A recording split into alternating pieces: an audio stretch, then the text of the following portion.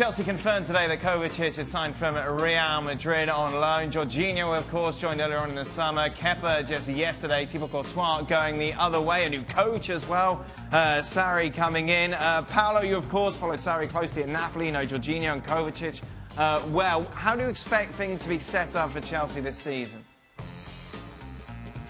Formation-wise, I think it's exactly what you're seeing. It's a 4-3-3, and I expect the system to work in much the same way as it did in Naples. The question is just which pegs we're fitting into which holes. I think the midfield is certainly the most fascinating.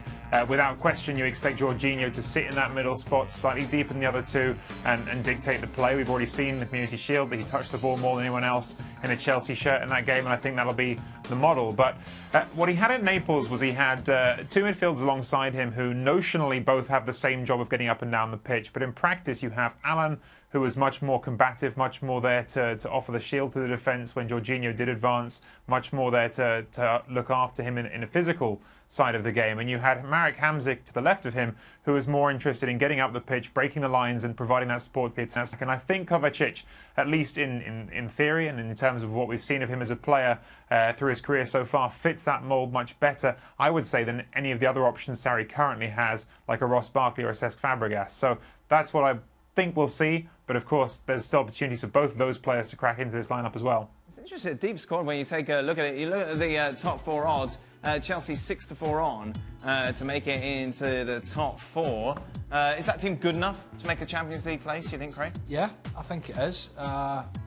What would worry me would be Kante in that situation, because he's usually playing more central, and we see for France and for Chelsea how he broke up the play. Yep. It does get forward a little bit, but you know, it breaks the play up and covers the centre halves, covers the full-backs. The Jorginho situation would sort of shunt him a little bit. Of course, that's another big worry. Transfer window's finished for selling players, but the likes of Kante's been linked with PSG.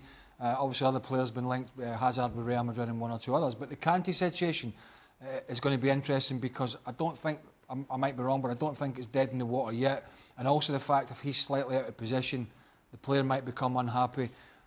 The one reason that I struggle to see him having a great season at Chelsea is, one, the late management call, and two, the striking problem. Right. And Alvaro Morata, I don't see any signs in it as early, but I didn't see anything from the Community Shield to suggest he won't be falling over every time the ball came to him again. Chelsea good enough? Oh, sorry, Chelsea good enough to finish top four? No, there's too much work to do with that squad. We saw it's a good team, though, isn't it, Paul? Yeah, isn't that personnel there? It is, but good bench. But look, Kante's going to be it's going to be different pitches for him. Kovacic and Kante are going to play higher up the field. They're going to press higher with the five.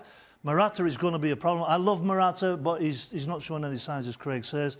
I think there's too much work to do. The whole squad is not on the same page.